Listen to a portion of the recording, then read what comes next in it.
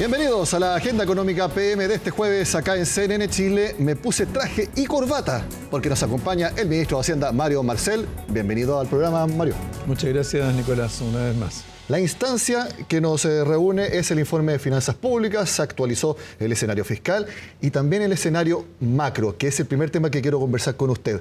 Porque, de acuerdo a las estimaciones del gobierno, de 2027 en adelante, nuestro país va a crecer 2,2% de manera consecutiva. ¿Qué es lo que dice eso de la economía nacional, ministro?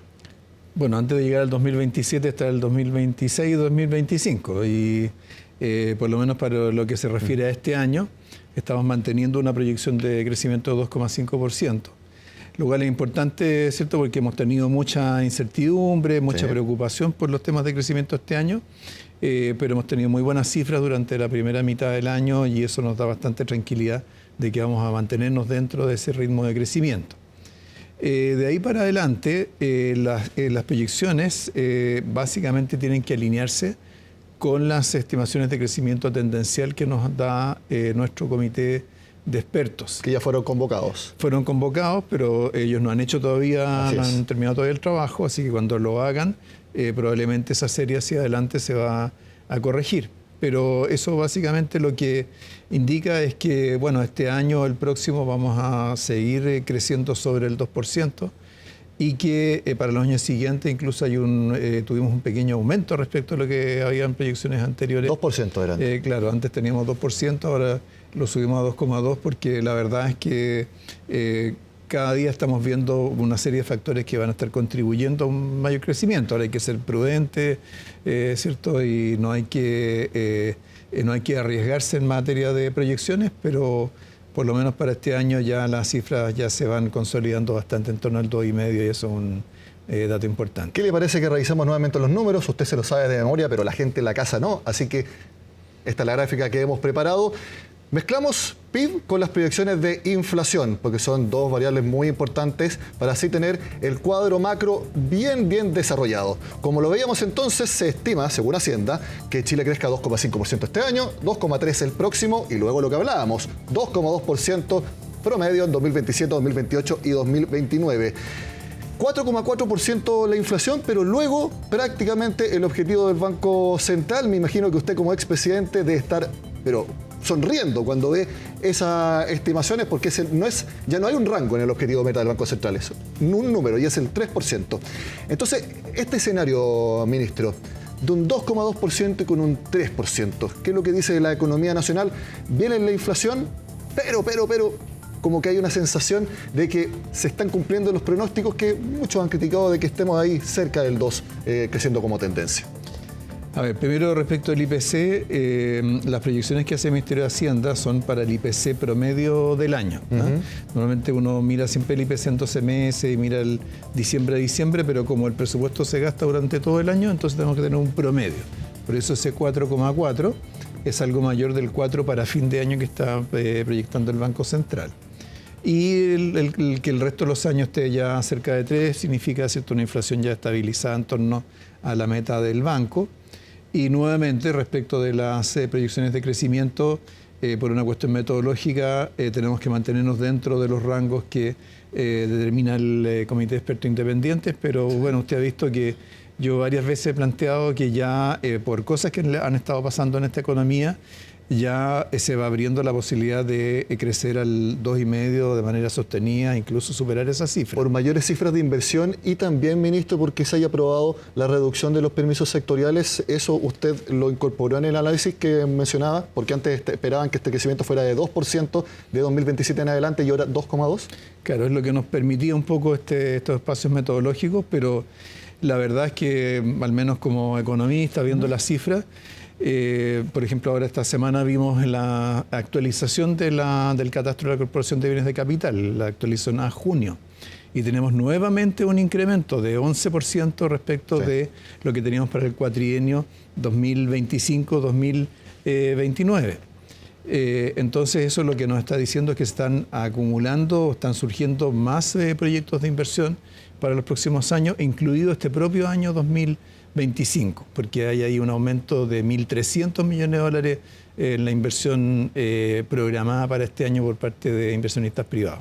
Así que eso, por supuesto, ayuda a nuestro crecimiento futuro y a la vez la materialización de estas inversiones se apoya en la medida que también simplifiquemos ¿cierto?, todos los trámites regulatorios de acuerdo, en el caso de los permisos sectoriales, a la ley que se aprobó y que finalmente, ¿cierto?, pasó el primer filtro constitucional a raíz del recurso que presentaron algunos diputados.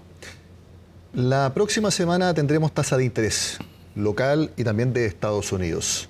Yo sé que usted no puede decirle al Banco Central qué tiene que hacer, pero le quiero preguntar, ¿usted cree que puede bajar la tasa del Banco Central el martes? Bueno, el Banco Central en su último informe de política monetaria proyectó bajas adicionales de tasa durante este año. Por supuesto, siempre sujetas a la evolución de la inflación.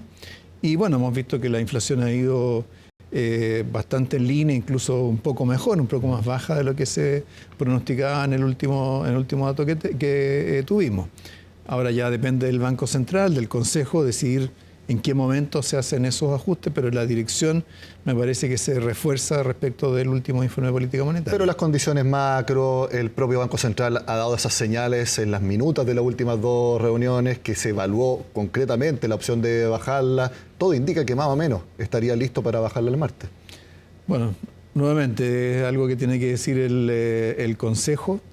La encuesta de operadores financieros está previendo algo, digamos, la mayoría de quienes contestan esa encuesta prevén una baja, pero bueno, tendremos que ver qué es lo que resuelve el Consejo. Pero en los próximos años, eventualmente tendríamos una tasa de interés menor a la actual. Eso también da un empuje a la economía y es nuevamente algo que da argumentos para la corrección al alza que hicieron para los próximos años. Sí, pues o sea, hay varios factores que van a estar contribuyendo a sostener la inversión en el futuro, menos incertidumbre, trámites más expeditos para los permisos, condiciones financieras algo más favorables, porque hemos tenido, otras veces lo hemos comentado acá, hemos tenido durante 4 años condiciones muy restrictivas del lado financiero. A pesar de eso hemos crecido 2,6% el año pasado, probablemente 2,5% este año. Así que si adicionalmente esas condiciones se alivian un poco, esas restricciones se alivian un poco, también nos da espacio para que aumente la inversión y eso impulse el crecimiento. Hablemos de las finanzas públicas, el momento fiscal, porque ese es el nombre del informe que se presentó este miércoles en el Congreso. Los invito a todos ustedes que revisemos la siguiente gráfica. Les pido paciencia porque tiene hartos números, pero tenemos tiempo acá en Agenda Económica. También los vamos a ir comentando con el ministro de Hacienda. Este es el último momento, la última fotografía fiscal informada por la Dirección de Presupuestos y también por el propio ministro de Hacienda. Para este año se espera que haya un déficit efectivo, de 1,6%, si no me equivoco. Pero quiero que nos explique, ministro, el déficit estructural, 1,8% del PIB. ¿Y por qué quiero que lo explique? Porque el año pasado ustedes proyectaban que este año sería de 1,1 el déficit. Hace 3 meses proyectaron que iba a ser 1,6 y ahora proyectan que es 1,8%. ¿Qué pasó en ese tiempo y qué explica este mayor déficit que esperan? Bueno, básicamente lo que ocurrió es que el 2024, ¿cierto?, tuvimos un incumplimiento importante de la meta fiscal y eso correspondía a corregirlo. Entonces el tema era cómo corregirlo, a qué velocidad hacerlo. Si pasábamos de un déficit estructural de 3,3% del producto al 1,1% que estaba en la meta original, significaba un ajuste de más de 2 puntos del producto en el balance fiscal. Eso habría sido un shock demasiado contractivo sobre la economía.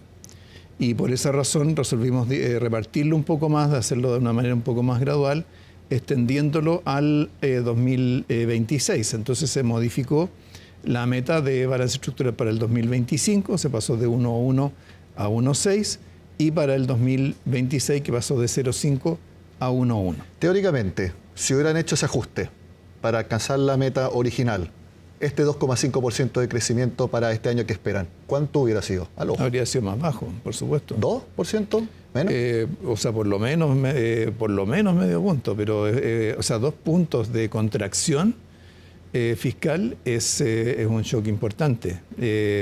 Y eso habría, a su vez, habría tenido implicancias para la política monetaria. Entonces, preferible tener un proceso un poco más gradual y ordenado. Y la verdad es que así lo han entendido todos los observadores de la economía chilena. Los bancos de inversión, las clasificadoras de riesgo. A mí me ha tocado hablar con muchos de ellos. A todos les pareció bastante razonable proceder de esta manera. Hay quienes creen que lo hicieron para que sea el próximo gobierno el que haga el ajuste, sobre todo en un momento político tan fuerte como el de ahora. O sea, el próximo gobierno, por supuesto que va a tener que lidiar también con una situación fiscal estrecha en comparación a lo que ha sido históricamente la situación nuestra en Chile, pero nunca como es la que nos tocó a nosotros. O sea, acordémonos que nos tocó partir, recibir una economía que venía de un déficit estructural de 11% del producto. Aquí estamos hablando de 1,8, 1,1. Bueno, eso era 10 veces más. Y eso implicó un ajuste del gasto muy grande en el 2022 y además hacerse cargo de muchas cosas que no aparecían medidas en el déficit, pero que había que financiarlas, como fue la creación de la PGU, por ejemplo, que la mitad del costo de la PGU no estaba financiado. Y todo eso se absorbió, se corrigió, y eso ¿qué es lo que ha significado en la práctica en términos de la evolución del gasto? Ha significado que en comparación con el crecimiento histórico del gasto, que en Chile hasta el 2000, el promedio hasta el 2015 era del orden del 7%, durante este periodo, sin considerar el 2022, que fue una caída grande, va a ser de 2%. Entonces, ese es el mundo en el cual nos vamos a estar moviendo en el futuro. Espacios menores para crecimiento del gasto, donde hay que hacer esfuerzos por optimizar los recursos y por otro lado también encontrar formas de generar mayores ingresos. En los comandos de los candidatos han hablado prácticamente todos de reducir aún más el gasto, dependiendo de ciertas circunstancias, incluso reducir ministerios, fusionarlos. Es algo que en las condiciones que entregan las finanzas fiscales, ¿podrían hacerlo y sería más fácil? Mire, el tema del número de ministerios no es lo más importante en términos de gasto público. Porque, achicar el Estado, pero más o menos eso. Claro, apunta. O sea, pero lo que importa en el momento de achicar el Estado son los gastos que están determinados por ley, porque en Chile más del 80% del gasto público está determinado por ley. Y por lo tanto, si uno quiere hacer cambios, tiene que hacer modificaciones legales. Hay varias que estamos haciendo este año, forma parte de las medidas correctivas que se presentaron hace 3 meses atrás. Pero hay otras cosas que habrá que hacer hacia adelante y para ese efecto nosotros convocamos a un comité de expertos en materias fiscales, en políticas públicas, para que hiciera propuestas. Hay varios exdirectores de presupuesto, gente que sabe de política social y vamos a tener en agosto un informe que nos va a servir algo a nosotros para el presupuesto 2026, pero sobre todo le va a servir al próximo gobierno. Ministro, tengo una última pregunta respecto al informe de finanzas públicas. Quiero que veamos nuevamente la gráfica, porque me llamó mucho la atención el aumento de los ingresos vía minería. Ahí los vemos. Los ingresos tributarios crecieron 8% y alguna corrección también que hay que hacerle por las correcciones que usted mencionaba. Pero el ingreso de la minería privada, subieron los gastos para el fisco, para el fisco 50,2%. Codelco subió mucho. Eso es precio del cobre principalmente, porque la producción no ha subido tanto como para justificar esa mayor cantidad de ingresos. ¿Precio del cobre es? Claro, bueno, primero el tema del total de ingresos, ahí está considerado el crecimiento sin las medidas correctivas. Cuando se le agrega las medidas correctivas es un crecimiento de 8,4%. Que es importante el dato porque nosotros no estábamos ya acostumbrados a esos números, son como números de la década del 90. Así que es muy positivo que estén aumentando tan... Entonces, abajo total de ingreso es 8,4 en vez de 7,6. Claro. Perfecto. Y como bien usted señala, la minería hace un aporte importante, que es la combinación de 3 cosas. Primero, mayor producción. Obviamente a una escala moderada, pero revirtiendo la tendencia que tuvimos durante 7 años de caída de la producción de cobre en Chile. En segundo lugar, mejores precios del cobre. Y en tercer lugar, el royalty minero. Entonces esos 3 elementos son los que contribuyen a generar ese crecimiento de los ingresos, que incluso podría ser mayor si no es porque el tipo de cambio ha bajado un poquito.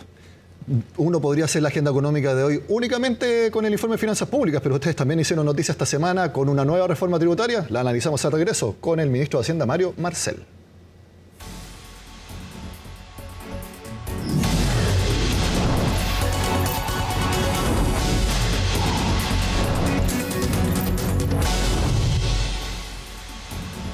Analizamos ahora la nueva reforma tributaria con el ministro de Hacienda, Mario Marcel. Ministro, ¿por qué subir los impuestos a los dos tramos mayores de ingreso a la renta? Usted ya vio que la UDI dijo que no va a tener los votos, pero ¿por qué y cuánto espera recaudar?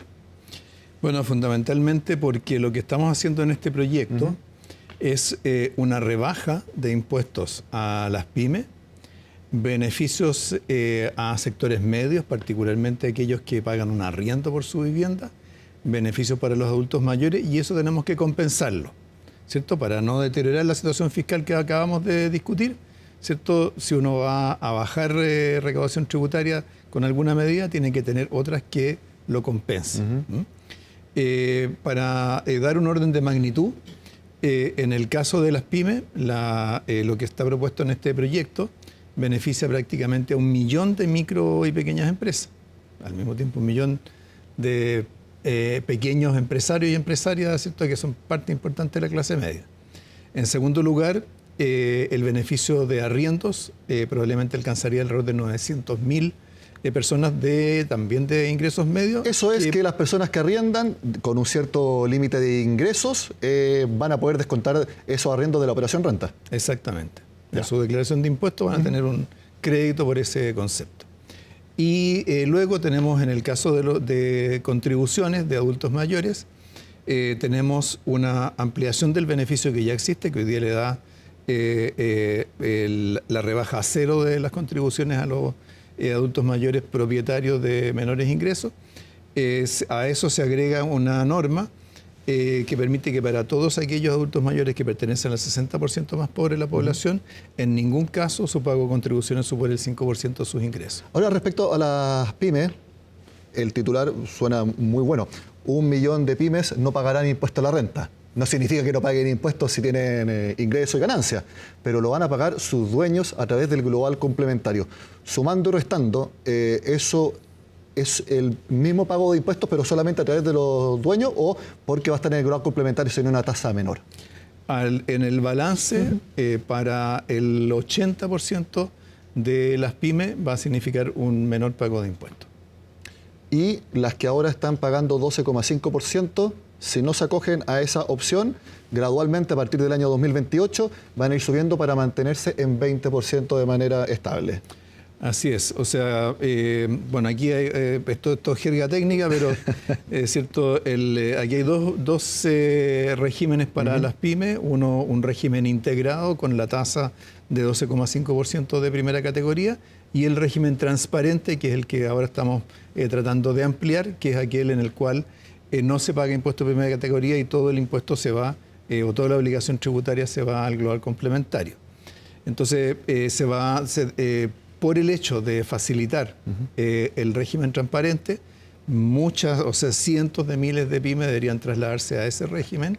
Debería quedar más bien una minoría en el régimen integrado, y en ese régimen integrado, después del año 2028, dado que ya quedó en una ley que se aprobó hace poco, la tasa en 12,5% durante los próximos 2 años, luego pasa a 15%, para los años siguientes ajustes graduales para llegar hasta 20%, y con lo cual quedarían por debajo de lo que había de la tasa que hoy día existe, permanente, que es de 25%. Para que una persona que tenga una pyme y nos está viendo ahora y lo tenga muy claro, si en vez de tributar como impuesto a la renta como empresa, lo hace como persona a través del global complementario, sumando y restando, ¿va a pagar menos impuestos? En la gran mayoría de los casos, o sea, el 80% de los casos, pagaría menos impuestos. Ministro, quiero... Ahora, perdón, hay que decir que además se crea este monotributo, que es para el caso de microempresas que se están creando, que se están formalizando. En el caso de esas empresas que hoy día puede que no existan o que estén en el sector informal, solo pagando una UTM mensual, cubrirían todas sus obligaciones tributarias, incluyendo el IVA, más la cotización para pensiones del propietario o propietaria de esa microempresa. Para compensar también están eliminando algunas exenciones para los fondos de inversión públicos. Para los privados también, pero si invierten en Venture Capital, se mantiene. Pero los fondos de inversión públicos, gremios de los fondos han sido bastante críticos. Dicen que eso va a ir en contra de la idea de profundizar el mercado financiero. ¿Cómo lo responde? Bueno, lo que diría es que lo que se está haciendo acá es modificar un mecanismo que hoy día existe, que permite diferir indefinidamente el pago de impuestos cuando se hacen retiros de esos fondos. No hay ninguna razón para que alguien que obtiene una renta por esa vía ¿cierto?, tenga un beneficio de esas características, porque es una renta como cualquier otra. Pero lo que es la operación misma de los fondos públicos, eso no se ve afectado. ¿No cree entonces que afecte la idea de profundizar el mercado financiero? O sea, creo que elimina algo que ni siquiera está claro si se creó con ese propósito, pero en la práctica se ha transformado en este diferimiento indefinido de pago de impuestos. Ministro, usted más que yo sabe que el tema de las contribuciones ha sido muy importante en los últimos días. El martes fue el último día de Javier Echeverri como director del Servicio de Impuestos Internos. Los días previos, no digo que usted lo haya defendido, pero sí explicó bastante lo que él estaba haciendo, un poco los argumentos que daban por el tema de que pagó menos contribuciones de las que correspondía, eso ya lo hemos visto. Pero finalmente igual el presidente Boric le pide la renuncia. Quiero preguntarle, ¿usted apoyó esa decisión o usted era la idea de que siguiera Javier Echeverri como director? Bueno, yo fui parte de esa decisión. Digamos, tiene que ver con el hecho de que si bien Javier Echeverri no incumplió ninguna norma, no hay ninguna irregularidad de por medio, sí, como él mismo lo reconoció justamente el lunes pasado, hay gestiones que podría haber hecho y que no hizo. Por ejemplo, que la Municipalidad de Paine dijera que nunca tuvo el permiso oficial para construir. Bueno, yo expliqué eso, que hoy en día es posible actualizar un avalúo cuando hay una ampliación o una nueva construcción sin necesidad de que esté la recepción en la municipalidad. Hay un formulario para ese propósito. El formulario que usó Javier fue para un propósito un poco distinto. Él supuso que con esa información el servicio podía actualizar su avalúo, pero hay una manera mucho más directa de hacerlo. ¿Y usted estuvo de acuerdo entonces con el presidente Boric en que debía salir del cargo también como una imagen de que quien lidera el organismo para cobrarnos los impuestos tiene que ser el primero que tenga una hoja pero blanca y prístina en su propio pago de impuestos? Claro, en este tema de agotar las gestiones, por supuesto que el estándar para un director de impuestos internos inevitablemente tiene que ser mayor. Por otra parte, ¿cierto?, estando el tema de contribuciones tan en el centro del debate, es importante dar una señal clara a los contribuyentes, que acá ¿cierto?, se es riguroso en el cobro de los impuestos, incluso si es que implica la salida de un director del Servicio de Impuestos Internos. Hablando de señales, ministro, mi última pregunta. Su nombre ha sonado como posibilidad si es que Janet Jara lo llamara para su comando. Quiero preguntarle, ¿qué le diría usted? O sea, el presidente ha sido claro en que los ministros no nos involucramos en las campañas políticas, así que yo soy ministro de Hacienda, no corresponde que esté en un comando para hacer un trabajo programático. No, pero si le dijera a Janet Jara, Mario, quiero que siga su trabajo en el Ministerio de Hacienda si es que llegamos a la moneda, me gustaría que se viniera a trabajar conmigo en la campaña y renunciara al Ministerio de Hacienda, ¿qué le diría? O sea, creo que hay probablemente muchos nombres más para hacer ese trabajo programático y yo creo que desvestir a un santo para vestir a otro en general no ayuda mucho. O sea, políticamente le diría que no. Claro, porque creo que hay otras alternativas y creo que tengo que estar en lo que el presidente me encargó. Mario Marcel, ministro de Hacienda, como siempre, muchas gracias por venir a Agenda Económica en momentos muy importantes, como fue el informe de finanzas públicas y también la nueva reforma tributaria. Que esté muy bien. Muchas gracias. De esta forma terminamos la Agenda Económica especial de este jueves con el ministro de Hacienda, Mario Marcel. Sigan con nosotros acá, en CNN Chile.